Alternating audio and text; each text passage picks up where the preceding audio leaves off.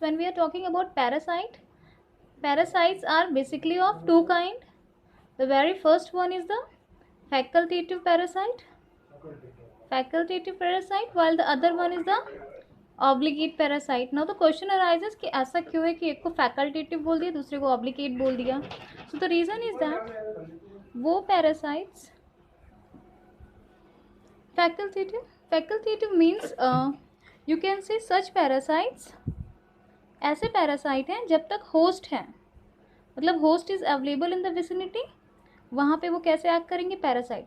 But कुछ reason हो गया कि होस्ट वहाँ पे प्रेजेंट नहीं है, तो जब तक के लिए होस्ट एब्सेंट है तब तक के लिए किस मोड ऑफ दैट न्यूट्रिशन में चले जाते हैं, अपने फिर से पुराने यानी कि सैप्रोफिटिक मोड ऑफ न्यूट्रिशन में चले जाते हैं ये.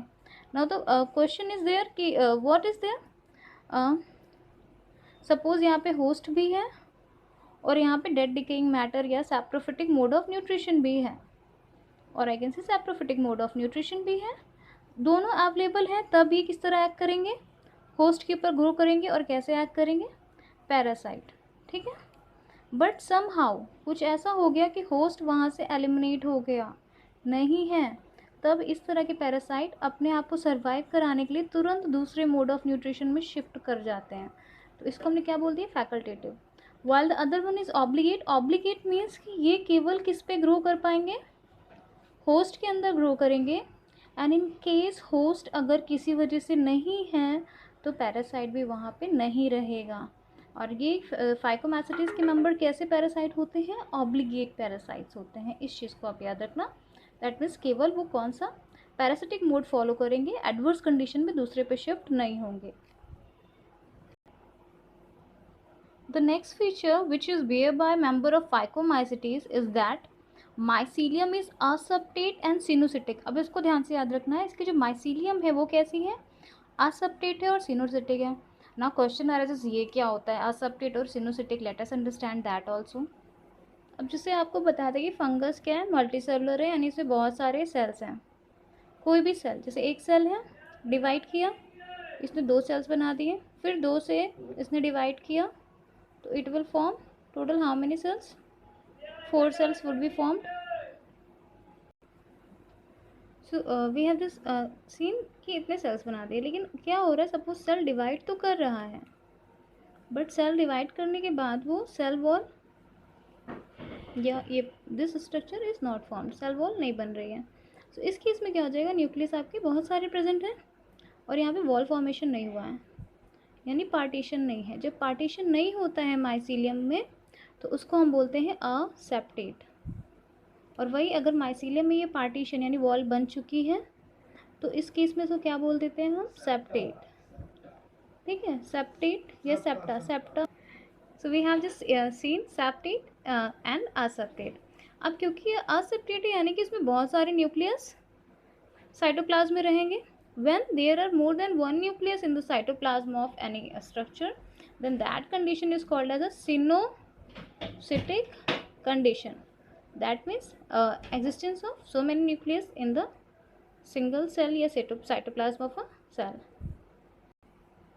Now we have understood the structure of that aseptate mycelium and what is cynocytic. The next one which is given here, reproduction. तो asexual reproduction होता है zoospores के थ्रू या aplanospores के through. For making it to just you to understand, I have written flagellated motile spores. Spores को हम लोग अपने प्रीवियस लेक्चर में बहुत अच्छे से समझ चुके हैं. वही स्पोर्स के ऊपर अगर फ्लैजला रहेगा या फ्लैजलम रहेगा और ये स्पोर मूव कर सकेंगे तो उसको हम बोल देंगे ज़ूस्पोर्स, क्योंकि हमने पढ़ा था ये कहाँ पाए जा रहे हैं, एक्वाटिक प्लेस में. अब पानी में मूव करने के लिए क्या फ्लैजला चाहिए होगा, तो स्पोर्स के ऊपर फ्लैजला है, मूव कर सकते हैं. These are called flagellated motile spores. That means zoospores. Bio में जू का मतलब होता है मोटाइल, स्पोर्स का मतलब resting structures which are able to give rise to the new organism. Zoospore term you have to learn. It is there in your class 12th also and can be asked in your exam for 1 marks. Then the other spores are aplanospores. Aplanospores means non-flagellated या non-motile asexual spore. Motile है तो zoospore, non motile है तो aplanospore. और ये जो भी asexual reproduction से जो भी स्पोर्स बन रहे हैं, अगर ये स्पोरेंजियम, आपको स्पोरेंजियम लास्ट क्लास में बताया था, इसके अंदर बन रहे हैं तो उसको हम स्पोरेंजियो स्पोर्स बोलते हैं। स्पोरेंजियम के अंदर स्पोर्स जो बनते हैं, और ये स्पोरेंजियो स्पोर्स जो हैं अगर ये मोटाइल हैं तो इनको हम जू स्पोर्स बोल देंगे। वही स्पोरेंजियो स्पोर्स अगर नॉन मोटाइल हैं तो प्लानोस्पोर्स बोल देंगे। सेक्सुअल रिप्रोडक्शन किस चीज़ के थ्रू होगा? zygospores, which I have explained you in our earlier lecture. So you have to go to the previous lecture again if you want to know what is zygospores. Sexual structure is that. What is the example of Phycomycetes member? तो Rhizopus and Mucor आपको हमने बताया था हम लोग के previous lecture में, उसी में से एक एग्जाम्पल यहाँ पे दिया हुआ है राइजोपस, जो फंजाई आपने देखा होगा, अगर आपने ब्रेड में देखा होगा दैट ब्रेड जब रॉट होने लगती है तो उसमें फंगस ग्रो करते हैं। Then after that let us see the structure of rhizopus. These mycelia are there. इसमें हम the dot structure that means coenocytic condition दिखा सकते हैं। देन आफ्टर दैट इसको एक इसमें स्टॉक्स जा रही हैं जिसके बेस के ऊपर ये बेस की तरह एक्ट कर रहा है, इसके ऊपर स्पोरेंजियोफोर ग्रो करेगा। This is called as a stolon, क्योंकि इसमें रूट जैसा स्ट्रक्चर है, दैट मीन्स माइसीलिया ही ग्रो कर रही हैं नीचे एंकरिंग के लिए या किसी सब्सटेंस को पकड़ने के लिए। So it is called rhizoids. Then after that इसके ऊपर जो स्टॉक ग्रो की है उसको बोलते हैं हमने स्पोरेंजियोफोर। स्पोरेंजियोफोर एक के ऊपर एक सैक है जिसके अंदर स्पोर्स बनेंगे, इस सैक को बोल दिया स्पोरेंजियम।